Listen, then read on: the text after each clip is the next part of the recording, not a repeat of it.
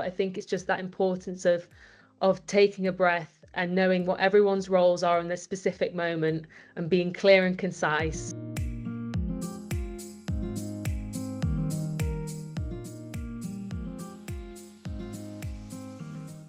So I think it depends on what you're doing. So if I'm talking to a room full of people, I think it's really important to be engaging with everyone that's in that room. So you're using sort of your eye contact to work around the room. You're looking at everybody, might be people sat at the back, might be people sat right at the front, to the side, just so that everyone feels included in the conversation that you're having, or the speech that you're giving, or the introductions that you have to people.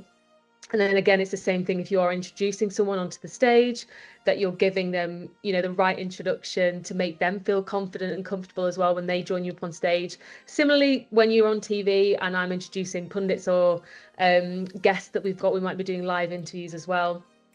You just want to be able to have that engagement and that interaction that makes it feel like you're just speaking to them, even though you might be speaking to thousands and thousands of people watching.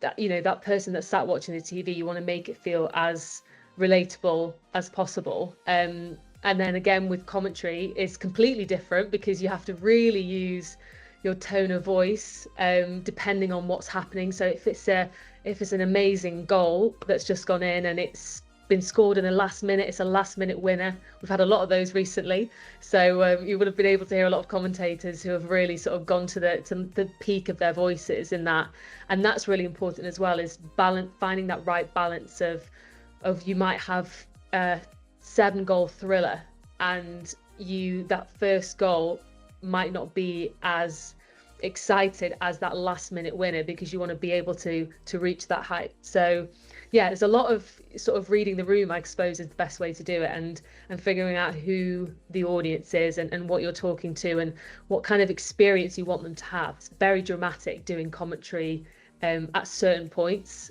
whereas it might be a little bit calmer depending on if you're speaking to a smaller room of people.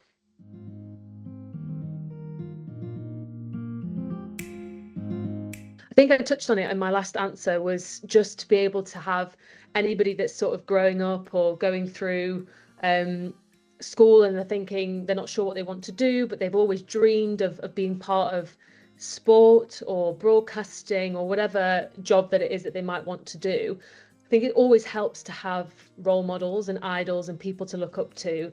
And if there's someone that you can relate to, and it doesn't have to be gender specific, it can be, you can have a role model, doesn't matter who they are, but someone that you can look up to and you really sort of take on what they've done and how their careers unfolded. It might be that you look up to the way that they have found their journey through to get to this certain point, and then that really inspires you. I think it's important. It's all about inspiring the new generation and the next generation, because ultimately everyone, you want the team to keep growing and people to feel like they are welcome in all of these spaces. And that is so important, that when people feel like they're welcome in there, they will thrive, and they can start from a young age as well. It's the same thing works with grassroots football. If you've got the good grassroots football, you're going to ultimately have some brilliant footballers coming through there as well. So yeah, I think it's more important to have inspiring figures in the certain job roles that you want to go to, that you can sort of watch their journey and see how you can, take parts of multiple people and use that for your advantage.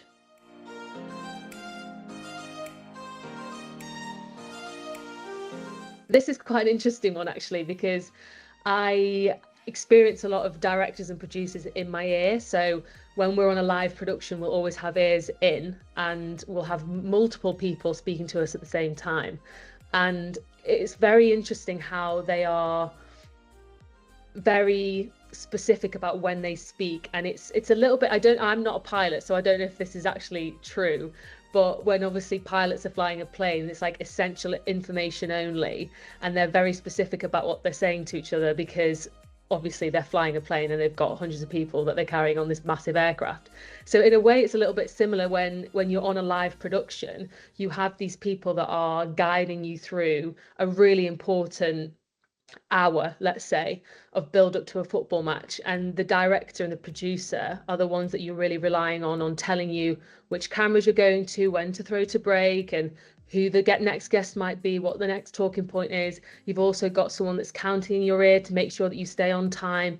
You've got statisticians in your ear. So I think just the importance of everyone working together seamlessly as a team when you're under so much pressure, but making sure that you're able to, don't panic.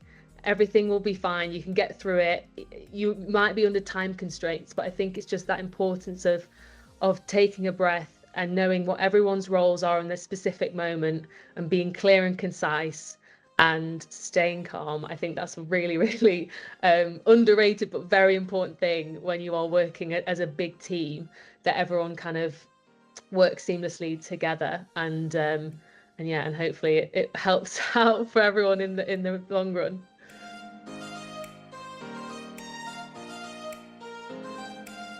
Well, I hope that they feel like it's been a relaxing experience for them, that they have been engaged throughout the whole thing, and that they have learnt something, not just from me, but hopefully something that we have given to them, whether that's on stage, on screen, or behind a microphone, that it is engaging for them, that they are interested in listening to what we have to say.